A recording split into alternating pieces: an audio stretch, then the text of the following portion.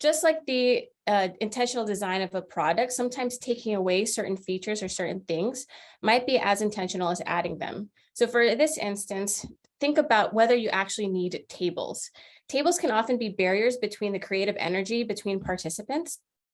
And then for name tags, how about just having their first name really large rather than their last name, the business or organization that they're tied to? This actually creates an opportunity for people to discuss and converse more by asking those questions. The great thing about having your first name really big too is it emphasizes the importance of those personal relationships.